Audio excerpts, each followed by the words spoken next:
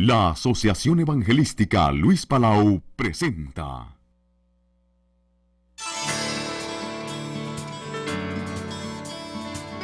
Instituto Bíblico de Superación Ministerial, Dr. Luis Palau. Muchos saludos, mis queridos consiervos en la obra del Señor. Les saluda Luis Palau con el placer de presentarles esta serie de estudios de superación ministerial en un curso de videocassettes especialmente preparado. Un curso bíblico avanzado, ágil y ameno, con un manual guía y libros de apoyo que le darán una nueva visión, que ampliarán sus conocimientos y que le otorgarán en forma práctica una gran cantidad de elementos que edificarán su vida y ministerio cristiano. Queridos amigos, el curso de hoy se titula Relaciones Interpersonales. ¿Y quién mejor que el licenciado Rolando Justiniano para enseñarnos este curso? ¿Cuánto lo necesitamos? Él es director de la Universidad de Liderazgo Iberoamericana, donde tiene 250 estudiantes en maestría. Es director de televisión del programa Vida Nueva 2000. Pero sobre todas las cosas lo conocemos al licenciado Rolando Justiniano como el director de la Cruzada Estudiantil y Profesional para Cristo en toda la América Latina. ¿Qué más podemos decir? Adelante, profesor, con el curso Relaciones Interpersonales. Con ustedes, el profesor Rolando Justiniano, con la clase Relaciones Interpersonales. Quiero agradecer al Señor Jesucristo por el privilegio que me da la Asociación Luis Palau de estar aquí con ustedes en esta tarde y poder compartir estos principios sobre relaciones interpersonales. Uno de los temas tal vez más importantes el día de hoy en la iglesia, para el líder y aún para el creyente normal, pero en especial para el líder. Porque en el énfasis que hay en la iglesia, en crecimiento, el líder siempre tiene que lidiar con gente. El líder lidia con un propósito, el líder lidia con personas. Y el papel del líder precisamente es influir sobre personas para lograr ese propósito. En este caso, el propósito de la iglesia es ayudar a cumplir la gran comisión de nuestro Señor Jesucristo. Vamos a decir que tan importantes son las relaciones que estadísticas nos dicen que el 80% no solamente de los cristianos, sino aún de los no cristianos, fracasan en el mundo debido a la falta de buenas relaciones. Vamos a ver enseguida de que realmente nuestra presencia aquí en la tierra obedece a que Dios nos creó para tener una relación con Él. El Salmos 37, los primeros versículos del Salmos 37, nos habla de que el propósito de Dios fue que nosotros le conozcamos a Él. Y podríamos decir que en síntesis la vida cristiana empieza por ahí. Empezamos por conocer a Dios. En síntesis nos vamos después de conocer a Dios y conocemos su amor y percibimos su amor, entonces empezamos a amarle. Y cuando estamos amándole y estamos conociéndole, entonces empezamos también a confiar en Él. Nos es fácil confiar en Él. Y cuando estamos confiando en Él, entonces nos es mucho más fácil obedecerle. Noten ustedes cómo a veces nosotros queremos saltar el proceso. Apenas conocemos a Dios y ya queremos obedecerle. Y se hace un tanto difícil cuando uno quiere obedecer a Dios, apenas conociéndole, sin empezar a tener una relación de amor con Él, una relación de confianza hacia Él. Cuando le amamos y confiamos en Él, nos es fácil obedecer la palabra de Dios. En realidad, Dios quiere que nosotros tengamos una relación íntima, profunda con Él. Esa fue la relación que Él tuvo con Adán y Eva allá en los principios, en el libro de Génesis, en los principios de la creación. En Génesis 2, 18 y 20, allí nos muestra cómo Dios tenía esta relación con Adán. Yo no sé si ustedes se han hecho alguna vez la pregunta, ¿cuánto tiempo duró esta excelente relación entre Dios, Adán y Eva? Yo tengo la tendencia a pensar, ahora que vivo en esta naturaleza caída, en mi vida afectada por el pecado, de que tal vez eso no duró más de 5 minutos o posiblemente 1 hora. Pero en realidad yo creo que como Dios había creado a Adán y a Eva perfectos, tenían ellos la capacidad de relacionarse perfectamente, ellos con Dios y unos con otros. Génesis 2:18 dice, el 16 dice, y mandó Jehová Dios al hombre diciendo, de todo árbol del huerto no podrás comer, mas del árbol de la ciencia del bien y del mal no comerás, porque el día que comieres ciertamente morirás. Y dice la escritura que Dios lo llevó a Adán a ver todos los animales que estaban allí en este huerto. Y termina la escritura diciendo que Adán no encontró ayuda idónea para él. Así que Dios sacó de la costilla e hizo a Eva. ¿Y qué pasó con Eva? Cuando Adán vio a Eva, dijo, esto es hueso de mis huesos, carne de mi carne. El hombre se volvió poeta. En realidad, Dios siempre, a través de toda la Biblia, del Génesis al Apocalipsis, encontramos que es un Dios que está constantemente buscando tener un relacionamiento personal con todas las personas. Lo tuvo con Adán y Eva. Después de la caída lo tuvo con Noé. En las Sagradas Escrituras, allí en Génesis capítulo 6, dice, versículo 8, dice que Noé halló gracia a los ojos de Jehová. E incluso nos habla allí en el contexto de una generación que crecía en el pecado, porque naturalmente el pecado original no solamente hizo explosión sobre la creación, sino también hizo implosión en el ser humano. Nos habla ahí que a consecuencia de este relacionamiento entre Noé y Dios, realmente llegaron a tener un pacto. Y Dios hizo pacto, dice, con Noé. Luego vamos a ver más adelante el relacionamiento de Dios y Abraham. Cuando Dios le dice, sal de tu parentela y vete a una tierra que yo te mostraré. Voy a bendecir tu descendencia. Y luego encontramos en el Éxodo capítulo 33, versículo 18, encontramos ese relacionamiento tan lindo, tan hermoso que nosotros el día de hoy deseáramos tener entre Moisés y Dios. Moisés le dice a Dios, Señor, yo quiero ver tu gloria. Ahí en Génesis 33. Y en Éxodo 33. Y Dios le dice, mira, Moisés, no es posible que tú veas mi gloria. Pero le dice, podrás ver mi rostro, no podrás ver mi rostro, porque no me verá hombre y vivirá. Pero Dios tenía un relacionamiento con Moisés, un relacionamiento perfecto, a tal grado que Dios le dice, bueno, mira, yo voy a pasar mi gloria, pero te voy a cubrir con mi mano cuando hayas pasado. La Escritura nos dice que Moisés vio la espalda de Dios.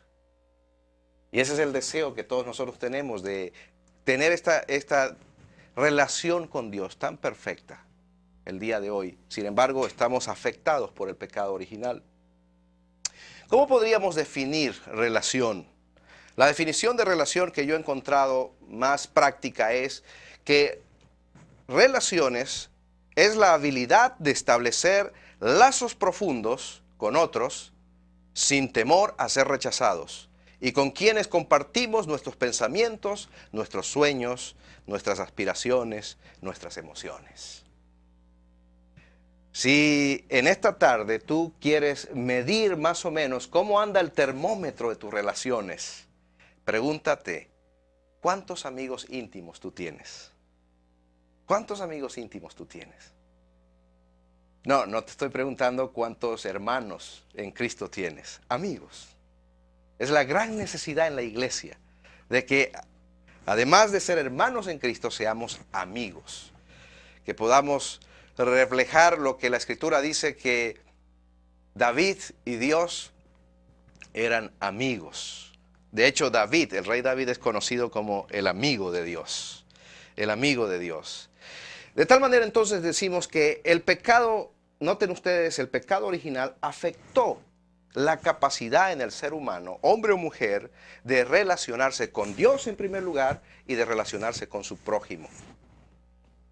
Eso quedó afectado. El pecado original afectó nuestras emociones. En Génesis encontramos ahí que Adán, que se relacionaba con Dios, que hablaba con Dios, que amaba a Dios, amaba a Eva, por primera vez después del pecado, dice Adán, tuvo miedo. Cuando Dios llegó al huerto y buscó a Adán, Adán, ¿dónde estás? Dice que Adán estaba escondido allá detrás de unos matorrales y entonces salió y dijo, Señor, oí tu voz y tuve miedo. Es la primera vez que nosotros encontramos en la Sagrada Escritura de que nuestras emociones han sido afectadas por el pecado. Como consecuencia de que nuestras emociones han sido afectadas con el pecado, noten ustedes, ¿qué sucedió? Inmediatamente Adán y Eva se dieron cuenta que estaban desnudos. ¿Quién sabe cuántos cientos de años habían estado así? Sin embargo, de inmediato se dan cuenta que están desnudos y empiezan a esconderse uno del otro. En cierto sentido, la ropa que usamos hoy es la muestra de que el pecado ha afectado nuestras relaciones. El pecado ha afectado nuestras relaciones a tal nivel en la sociedad moderna que el día de hoy sacamos una gran palabra, ¿verdad? Privacidad. Respeta mi privacidad. El pecado no solamente afecta nuestras emociones, sino que como consecuencia de que afecta nuestras emociones, sentimos miedo, sentimos rechazo, sentimos depresión, también afecta nuestras relaciones interpersonales. Tendemos a manejarnos solos, somos solitarios, o algunos tienden a querer controlar la vida de otros, no solamente la vida, la mente, si pueden el alma de otros. Nos volvemos a veces manipuladores en las relaciones a consecuencia del pecado, u otros son perfeccionistas, en el sentido de que empiezan a pensar, bueno, los demás siempre tienen defecto, yo sí soy perfecto. Y entonces hay un distanciamiento, noten ustedes, hay un distanciamiento entre las personas por razones emocionales, pero también por razones de que hemos sido afectados en nuestras capacidades de interrelación. Pero también, y claro, no es el tema de esta tarde, nuestra capacidad de trabajar y trabajar bien y hacer nuestro trabajo con excelencia también fue afectado por el pecado. Por eso el gran desafío también de nosotros los cristianos es llegar a tener un trabajo que sea de excelencia. En este campo de las relaciones, lo que podríamos llamar las religiones en el mundo han llegado a una conclusión. Ambos, como en el cristianismo, dicen el hombre es malo, quedó afectado por el pecado. El problema de la religión es que cuando dice, bueno, el hombre a consecuencia del pecado funciona mal en sus emociones, funciona mal en sus relaciones. Y esto es cierto. Unos funcionan, por supuesto, menos mal que otros. Por eso hay hospitales psiquiátricos, hay cárceles, ¿verdad? Esos son para los que no saben relacionarse. Y otros en la sociedad, los que estamos en la sociedad, tal vez pensamos que funcionamos bien, pero en realidad, a consecuencia del pecado, funcionamos mal. Entonces, la religión dice, el hombre funciona mal. Y entonces, trata de enseñar doctrina. Y como sigue funcionando mal, le enseña más doctrina. Y como resultado, piensa que va a sacar un hombre bueno o una mujer buena, pero no produce eso. Por eso hay 11 religiones vivas en el mundo. Todas ellas enseñan cosas buenas, doctrinas buenas, entre comillas, pero no han producido al hombre bueno. El cristianismo sí, parte de esta premisa, sí. El hombre a consecuencia del pecado original funciona mal. ¿Qué necesita? ¿Doctrina? No. Necesita la reconciliación con Dios, dada en Jesucristo. Por la fe en Jesucristo, quien murió y resucitó por nosotros, nosotros podemos llegar otra vez a ser reconciliados con Dios. Justificados pues por la fe, dirá el apóstol Pablo, tenemos paz para con Dios. Esto es hermoso, ¿verdad? Ver cómo nosotros somos curados prácticamente de nuestro mal funcionamiento a través de la reconciliación con Dios. Y entonces, cuando somos reconciliados con Dios, entonces sí, la doctrina nos cae bien. La doctrina funciona en nosotros. La doctrina nos empieza a cambiar nuestra vida. ¿Notan ustedes la diferencia entre religión y cristianismo?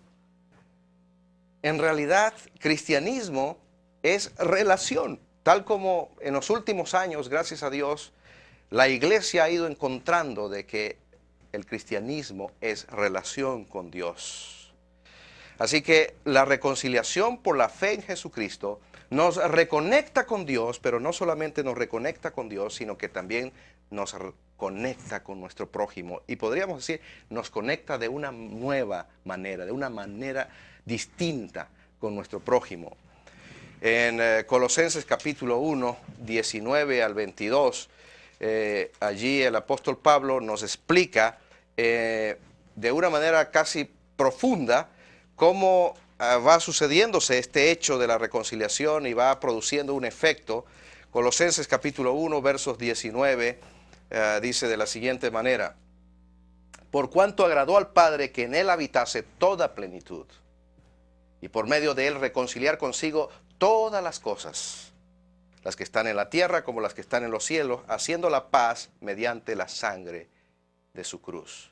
Y a vosotros también, que erais en otro tiempo extraños y enemigos en vuestra mente, haciendo malas obras, ahora os ha reconciliado. Entonces, el primer principio que nosotros debemos conocer si queremos aprender a relacionarnos bien con otros es: debemos aplicar la reconciliación a nuestra vida en Cristo Jesús, creyendo en Cristo Jesús, invitando a Jesucristo a nuestra vida y haciendo que a través de la obra de Jesucristo volvamos otra vez a estar reconciliados con el Padre y empecemos a relacionarnos con los demás de una manera distinta. El cristiano, en realidad, he aprendido a través de los años que debe vivir la reconciliación no como un hecho en el pasado. A veces nosotros decimos, allá en el año 1969 yo me reconcilié con el Señor. O a veces decimos, bueno, yo me volví a reconciliar otra vez en la campaña de Luis Palau de año 75. En realidad, el desafío del cristiano, líder y cristiano, es vivir la reconciliación momento a momento, constantemente. Y en realidad todo lo que debemos hacer es que si vivimos la reconciliación en primera instancia, vamos a relacionarnos de la mejor manera posible con las personas, pero también vamos a ser celosos de que se viva la reconciliación entre los otros hermanos. Y que aquellos inclusive que no conocen a Cristo se reconcilien con Dios, de tal manera que podamos vivir en aquel mundo de paz, de armonía, del cual nos predican los líderes políticos. De aquí entonces podemos deducir que solo en Jesucristo, solo obteniendo la vida nueva en Jesucristo, podemos traer a la sociedad a una reconciliación con Dios y unos con otros. En realidad, el cristiano está llamado por Dios a ser un agente de reconciliación. Un agente de reconciliación. Por eso el apóstol Pablo en 2 Corintios 5, 17 al 20 nos llama embajadores de Cristo. Dice la palabra de Dios en la siguiente manera en 2 Corintios 5, 17: de modo que si alguno está en Cristo, nueva criatura es. Las cosas viejas pasaron, he aquí todas son hechas nuevas. Y todo esto proviene de Dios, quien nos reconcilió consigo mismo por Cristo y nos dio el ministerio de la reconciliación. Si hay alguien que debe ser ejemplo en relacionamiento, somos nosotros los hijos de Dios. Y luego dice en el 19, que Dios estaba en Cristo reconciliando consigo al mundo, no tomándoles en cuenta a los hombres sus pecados, y nos encargó a nosotros la palabra de la reconciliación. No, fíjense, no son los gobiernos, no son aquellas juntas que se forman los que pueden traer la reconciliación. Por eso, donde quiera que hay conflicto, yo alabo al Señor cuando veo que líderes, pastores, se involucran como mediadores en estos conflictos, porque son los que están capacitados por Dios y al estándar de Dios para manejar la reconciliación. Versículo 20 dice, así que somos embajadores en nombre de Cristo, como si Dios rogase por medio de nosotros, os rogamos en nombre de Cristo, reconciliaos con Dios. Es el mensaje del apóstol Pablo. De manera que, fíjense qué hermoso, ¿verdad? Primera instancia, En realidad, Dios nos creó para vivir en relación con Él, en relación con los demás. En tener una relación profunda, íntima con Dios. El pecado original causó problemas. Pero aquí tenemos a Jesucristo. Él vino, murió por esa separación que teníamos el hombre con Dios. Y en la medida que nos apropiamos por la fe de la obra redentora de Jesucristo, volvemos a ser reconciliados y nos convertimos en agentes de reconciliación. En agentes de reconciliación. Saben, una de las grandes preguntas que se hacen a veces los cristianos es, muy bien, yo podría relacionarme con la gente. Si tuviera amor, decimos a veces. Si tuviera el amor suficiente. Es interesante cómo la mayoría de las personas no saben o no se relacionan bien con otros porque tienen lo que podríamos llamar experiencias emocionales negativas. Estaba en la Universidad de Santiago de Chile y el catedrático encargado de darnos el salón vino conmigo y me dice, mire, yo voy a abrirle el salón, pero le quiero encarecer, por favor, que me lo cuide muy bien. Es el único salón que tiene alfombras y no quiero que estos muchachos, generalmente no se lo damos a los estudiantes. Y entonces yo le dije, profesor, ¿por qué usted no se queda? Y me dijo, no me quedo, ya sé de qué va a hablar. ¿De qué voy a hablar? De religión. Digo, no, quédese, no voy a hablar de religión, voy a hablar de Dios. Algo más profundo. Y entonces él me dice, no, Dios, no, yo no creo en Dios, yo soy un ateo. Y entonces le dije, usted es un ateo porque ha investigado ya lo suficiente y ha llegado a una conclusión por sí mismo, o es un ateo porque ha tenido una experiencia negativa emocional en el pasado. El hombre se me quedó mirando y con el esfuerzo que hizo para ser honesto me dijo, creo que por lo segundo, he tenido una experiencia negativa en el pasado. No insistí más, el hombre se quedó y después de la charla, la conferencia, el hombre me dijo, mira, he quedado seriamente motivado a hacer una investigación sobre Dios y especialmente sobre Jesucristo. Así a veces nos pasa. Hemos tenido experiencias negativas en nuestra niñez, en nuestra adolescencia, que han afectado nuestro relacionamiento con Dios, pero también han afectado nuestro relacionamiento unos con otros. Y entonces con el tiempo pensamos que relacionarnos superficialmente con los demás es lo normal, cuando no es así. ¿Saben? El cristiano, el hijo de Dios, el líder, el pastor, tiene la capacidad para relacionarse profundamente en amor. Profundamente en amor. La Escritura nos dice que Dios nos ama incondicionalmente. Romanos 5:8 dice, mas Dios muestra su amor para con nosotros, en que siendo aún pecadores, Cristo murió por nosotros. ¿Qué más amor incondicional?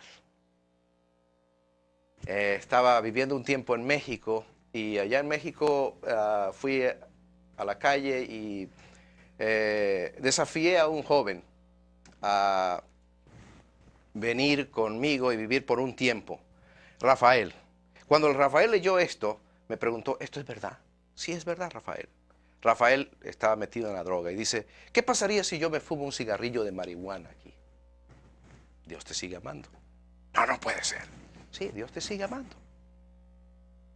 Rafael fue con todas sus expresiones del argot drogadicto, fue, se sentó y le digo, Rafael, ¿qué lección aprendiste? ¿Qué pasó? ¿No te vas a echar un cigarrillo de marihuana?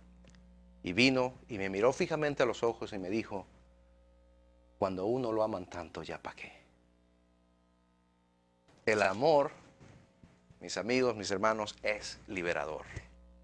Dios nos ama incondicionalmente. Lucas 15, la parábola del hijo pródigo, es para justamente mostrarnos, el Señor Jesús está narrando esta parábola para mostrarnos lo incondicional del amor de Dios, que está aún dispuesto a quedar mal con el segundo hijo. Se recuerda, el segundo hijo no quiso entrar y le hizo un reclamo muy fuerte. Y le dice, a mí nunca me has hecho una fiesta con cabrito y para mis amigos. Así es el amor. Dios no solamente nos ama incondicionalmente, sino que Dios, ¿saben qué? Ha derramado su amor en nosotros. Ha derramado su amor en nosotros. Romanos 5:5 dice que el amor de Dios ha sido derramado en nuestros corazones por su Espíritu Santo. Es decir, cada creyente tiene la capacidad de amar y puede relacionarse en amor con los demás, con Dios. Por eso es que en Mateo 22, 36 al 40, Jesús responde al fariseo que le pregunta allí y le dice, amarás al Señor tu Dios con todo tu corazón. Amarás a tu prójimo como a ti mismo. Es decir, noten ustedes, el desafío aquí es que Dios nos manda a amar. Es una orden de Dios que nosotros debemos amar. Es una orden de Dios que nosotros debemos relacionarnos con los demás en amor. Alguien me dijo, Rolando, yo creo que Jesús no conocía a mis enemigos. Por eso le fue fácil decir que amen a sus enemigos. Si él hubiera conocido al enemigo o los enemigos que yo tengo, él nunca hubiera ordenado eso. Noten ustedes qué hermoso que es Dios, ¿verdad? Él nunca nos da una orden si antes no nos ha capacitado. La primera capacitación que nos ha dado Dios es que Él nos ama incondicionalmente. Somos depositarios total, absolutos del amor de Dios. Es más, somos depositarios de todo Él. Porque cuando invitamos a Cristo a entrar en nuestra vida, Dios el Padre, Dios el Hijo, Dios el Espíritu Santo, está viviendo en nosotros. Y la palabra dice que Dios es amor. Es decir, noten ustedes que Dios, que es amor, vive en nosotros. Y eso es lo que el apóstol Pablo después lo aclara más diciendo, el amor de Dios ha sido derramado en nosotros por su Espíritu Santo.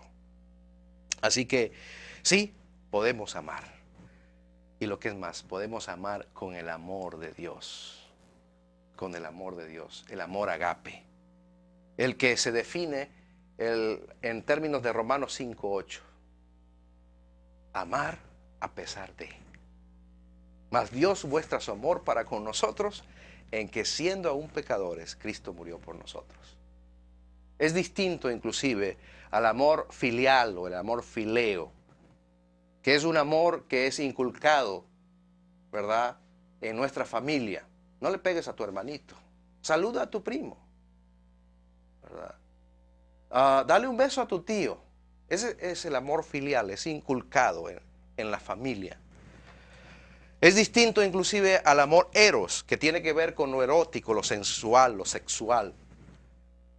El cristiano tiene la capacidad de amar con el amor de Dios, el amor agape, aquel amor que se define en términos de te amo a pesar de.